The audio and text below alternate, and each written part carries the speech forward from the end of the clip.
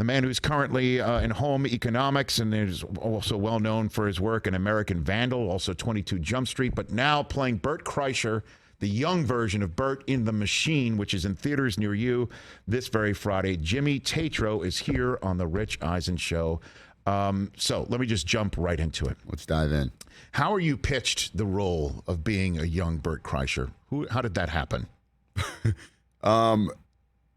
Do you mean to ask if I was offended by this? That's one way to spin it. That's one way to spin it. Yeah, I think. Well, they just said Bert was a big. He saw me in a show called The Guest Book. He was a big fan. Yes, wanted me to play him in the movie. I quickly became familiar with the story, and you're one of the 52 million people who have watched the viral Machine video? I am now. Yeah, okay, sure. to be honest, I hadn't at the time heard of it. Okay, and it was funny because I was just trying to kind of get away from doing like the frat party guy. Sure. And then I saw this one, and I was like, this is a pretty good one to do, though. It's just such an epic story, and yeah, I was like, I'll let Bert have this. How does one then? Because you're a professional actor, and how does one prepare for the role of Bert Kreischer? It was kind of easy just being with him. You just hang with him on set the whole time. He's there right next to you, so if there's anything you're unsure about, you're just like, okay, yeah, there we go. The source material is to your right. Yeah, and he was shirtless. I think the majority of the shoot. So you're looking at craft services. He's there without his shirt on. There without his shirt on. You go to his house. He's there without his shirt on. You're going to hair and makeup. He's there without his shirt on. That's just his vibe. Well, sometimes you go to his house. He has nothing on. That's true too. That's true too. Okay, so did you like ever turn to him and say, did this really happen? Does that really happen? Or you just you did your own interpretation of this? It was cool watching him watch the movie being shot, and it was clearly like such an emotional thing for him. Yes, where like there was one line that I said where I said like I don't go to class much, and he started crying.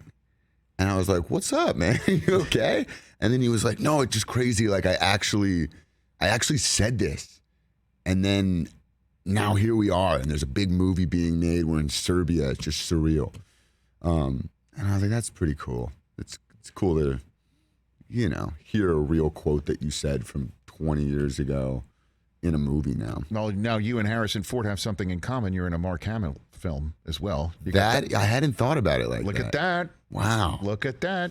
Wow. So what was it like being around him on the set? Mark Hamill? Yeah, man. I mean, it was cool. That was also a little surreal, just another guy that's just such a legend, and then you're just kind of hanging in the same room with him, and all of a sudden it's casual. Every now and then you just got to kind of remind yourself, like, oh shit, that's Luke Skywalker. Did you ever play it like, do you have to play it cool? You have to remind yourself you got to play this thing cool? Yeah, I think I played it pretty cool. Okay. Yeah. All right. Yeah, I just was the way I played it cool was just not nice to him at all, Oh, okay. You just put him on. I went completely you the froze other him way, out? Yeah. You froze him out? Yeah, froze him out. Okay. Fantastic. Jimmy Tatro is here on The Rich Eisen Show. So you shot this in Serbia? In Serbia, yeah. Okay. And that was an interesting experience. Okay. Serbia was cool. It was not a place I'd ever, been, obviously, or really. It hadn't been? No, I hadn't been. What's the furthest you've ever traveled somewhere?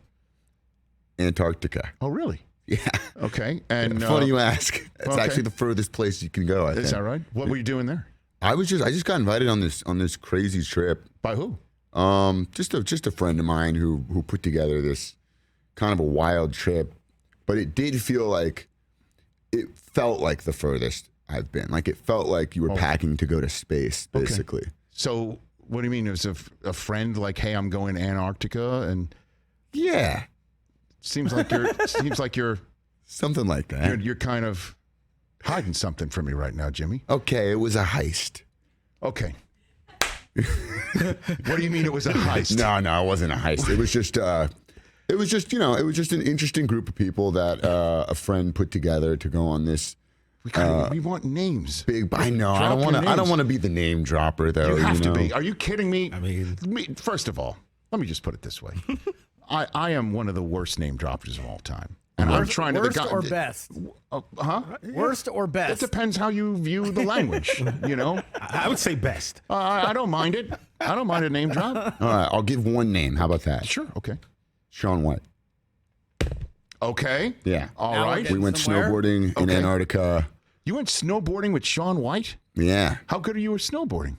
I'm good. Okay. I'm not like Sean White. Sean White good, but you know, Okay.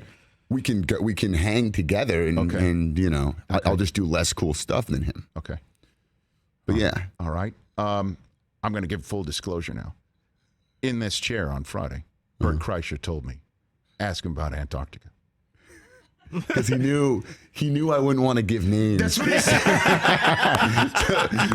Because I said as he was Yeah. going out the door, Yeah. I'm No. like, you know, I got Jimmy Tatro coming on Wednesday. Yeah. And he goes, oh, you got to ask him about Antarctica. Because I did his podcast and he was drilling me for names, and then I told him off the record and also let him know like I don't really want to like expose, you know, all these names, all the people I was with. So it was more than just Sean White. Oh man.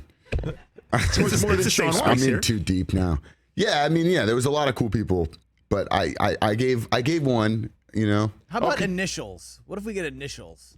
And Well, yeah. no, how about this? Are they also famous Winter Olympic athletes? Nah. Okay. Nah. Did you rob anything? Did you literally? Was it a heist? I stole some ice. What do you mean? I caught some wild ice while we were out there. What do you mean? What's wild ice? Jimmy? Well, they told you, you know, a lot of the ice in Antarctica is there's like natural gases that have been trapped in there for hundreds of thousands of years. Right. So when you like crack open some of the icebergs and you Yes. put it in your drink, it makes like a little Rice Krispies sounding Oh, like noise. Pop Rocks or something like Yeah, that? like Pop Rocks kind of. So we caught some wild ice while we were out on the boat. And then you put it in a. Had a hammer, broke it up, and What'd you put in it? you know, tequila mostly. Okay. And But I was very proud of it. You know, the whole time we're breaking up the ice, I was like, I caught this ice. I caught this ice out at sea. yeah. And all I do is I just go to a fridge and I just put a glass on it and something comes. And I just, you know, That works too. My big adventure is, do I go crushed or do I go cubed? You know, and then I hit the button and it comes out of my glass. What do you usually go for? You know what? I do crushed. I'm a crushed ice guy. This, by the way, story about catching wild ice and then letting some gas that's been there for about 200,000 years loose sounds like a bad or a good, awful storyline in some sort of science fiction movie. Right, Like and you're that's letting like- out, like, honestly, like suddenly. demon. All of a sudden, Right. there's some mutations going on. Right, something's jumping out of your chest because you just caught wild ice and put it into your tequila. You We know, warned you about the ice. We had one rule. We said, don't catch the ice. in a world where they told him not to catch the wild ice and break it open. Wild ice. Jimmy Tatro and the machine too. Oh my gosh! All right, so that's it. That's the story. But it is so okay. Scale of 1 to 10. Uh-huh. The story you're not telling us. It's a 10. I hate to do it, but it was the It's a craziest. 10. It All was the right. craziest trip I've ever been on. And over under of how many other people were on this trip? It was like 15 of us. 15 of you. Yeah. Okay. Over under of people's names we would recognize of the 15. We're setting it at 7.5. I'm taking the over. Is that a win? No, I was under 7.5. Under 7.5. Yeah. That's all we're gonna get. How's the half figure into it? I don't know. I have no idea. Because you can't, you know. Was Wee Man there? No, or- it's got nothing to do with Whoa. half a human. It's just that you have to. Whoa. Got you. You know, I don't want him to say, "Oh yeah, it's a tie." Can't have it. I got to win something here. That's why you got to go 7.5. Okay. Very good.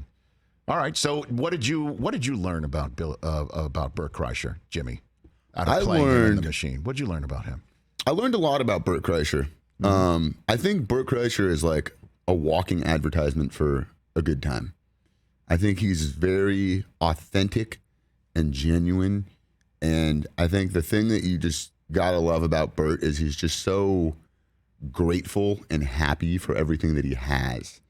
And you just can't really hate on a guy like that. He's just so grateful for all the awesome things that are happening in his world right now, and it just kind of makes you root for the guy. He is as genuine as they come. Yeah. There's not a fake bone in his body. No, and he's a blast to hang out with. It's really, Well, really they did. You guys did after at the Super Bowl. You saw him in concert and went out and you drank with him in his dressing room. We afterwards. drank with his backstage with everybody. We took our shirts off. Like, we got the full experience. We partied with the machine, no doubt. Well, I have a feeling Jimmy taking his shirt off is much more welcome for a lot of other people than just you guys. Yeah, I mean, Nobody wants to see us with our shirts That's off. correct. That's Jimmy put in. I saw the movie. Jimmy put in the work to take his shirt off. That's natural, right? You're not working out, right? I didn't want to work. I didn't want to get in like great shape. That didn't feel right. I love the careful word choice, man. Yeah, but I also didn't want to. I didn't want to get like big. Sure. Yeah, By the way, makes total sense. Bert would appreciate that. I think so. I mean, it would be. You have to suspend your disbelief enough Yeah. when you're watching an action thriller born out of The Machine storytelling. So if you come and show up like, 0% body fat, I'm like, how does that Bert? Like, Yeah. You know what I mean? How's that Bert? If it's 0% body fat, it starts to feel like, is this like a dream sequence or what's going on? Okay. So which is your teams here in Los Angeles that you root for, Jimmy? Yeah, I grew up here in Los Angeles, so Okay, I'm a diehard Lakers fan. What do you think? Have we seen the end of LeBron? What do you think? No, I don't think he's going to retire. I think he's I think he just wanted to play with his son. Yes. And now his son's going to college, so he's just kind of wondering if their timing will line up. That's my guess. But I don't think this is the end of LeBron. I don't think he's just going to go out like that. I think he would want to do one big, like, last season farewell tour. It doesn't feel very LeBron to just be like, actually, that's it. I'm gone. Right. He'd make a bigger deal out of it. Well, I mean, and I just think the team has totally turned it around in a way that people saw coming. Yeah. I mean, the last 2-3 months for a Laker fan has to be like, okay, that's more like it. I thought we really had a shot, to be honest, especially after the first 2 series. Right. Yeah, I had high hopes. Yes. But Jokic, I mean, the crazier the shot was that he took, the more I knew it was going in. Like when he would just put it way behind his head and he'd be like horizontally backwards that way, I'm like, 100% that's going in. And by the way, not even like hitting the rim either. No, it's just straight through. Yeah. Straight through. Straight down to the floor. And plus, if there is a sequel to The Machine, Jokic's brothers can be in it. That's true. Jokic all over Serbia. Every bus ad, every billboard, it's like everywhere, a bus drives by, there's Jokic doing a watch ad, the Jokic billboard, it's Jokic with some cheese. It's just, Jokic's the guy out there. Out there. Yeah. And rightfully so. I mean, he's the original Machine. He is. Pretty much. He should have made a cameo. That would have been. Well, I mean, Jokic's brothers seem like they'd be on that train. Yeah, they don't seem like they're messing around. Yeah, no. They seem like they'd be on the train. They seem like they'd be on the train. Yeah, with Igor. One of them would be Igor. That's right, pretty much. Yeah. Well, we saw the movie. It's funny. It's going to kill, and it is very, truthful to, and you were crucial in being truthful to the actual story. Yeah, of it's that. a fun one. And you are in theater camp with Ben Platt on July 14th. What's that about? That is just kind of about a theater camp. That is. Well, I mean, Ben Platt is. I mean, can you sing? Can I sing? Yeah. No, that wasn't my job in the movie. I'm kind of the. It's basically about a theater camp. Mm-hmm. My mom owns the theater camp. She goes into a coma. Okay. So the ownership and responsibilities of the camp fall onto me, who's her clueless son, who's just so detached from the theater world and doesn't understand these people at all. So I come into this theater camp trying to run it and make sense of it, and all these, eccentric theater personalities. Okay. So it's cool. It's kind of like my character would kind of let in an audience that might not otherwise understand some of the more niche jokes. Okay.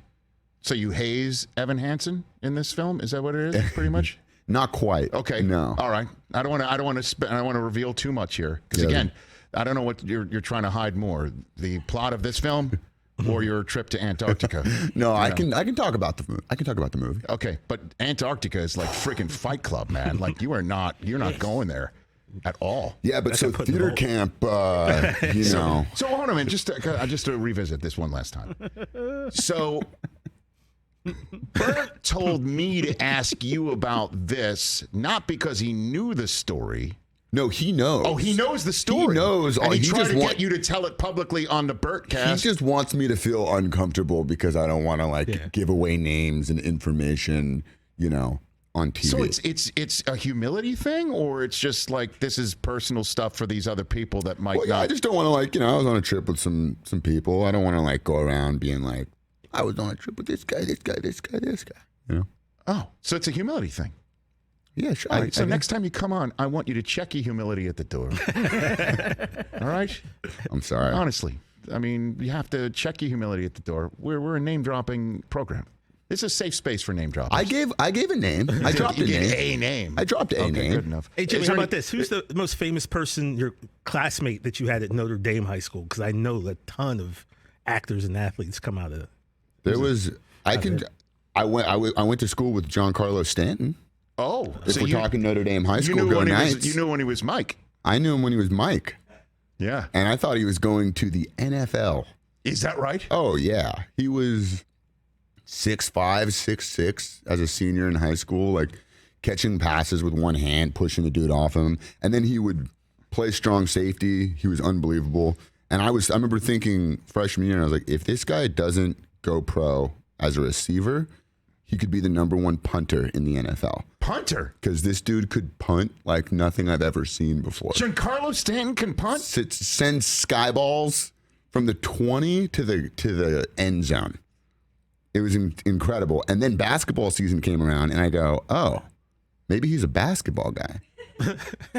And everyone's like, no, he's a baseball player. And then you saw him hit a baseball? And then I saw him hit a baseball. Like, he would hit them into the football field, like to the 50-yard line of the football field. He would just it wasn't fair. When he would connect in high school, it was like he was a grown man amongst boys in high school. He hit Coldwater Canyon with a ball? Probably so. All the way from the Deep Valley. He's a punter. He's a punter. You should, if anyone can get the guy to punt at this point, I would love to see it, because the punts he used to throw down in high school were. How about that? Okay. That's what no one talks about when they talk about Giancarlo. You know, nobody talks about his punting. No, they talk about his baseball tools. The guy can hit, but no one wants to talk about his punting abilities. His exit velocity is normally what's brought up with him. Yeah. But you say his hang time was just as good. How about that? Check out, it's fun time here hanging with you. The Machine in theaters near you this Friday, May 26th. Theater Camp. Also starring Ben Platt, will be in theaters on July 14th. At Jimmy on Instagram, at Jimmy Tatro on Twitter. Jimmy, thanks for coming on here, man. Catch the Rich Eisen Show every single day on the Roku channel, 12 to 3 Eastern, for free.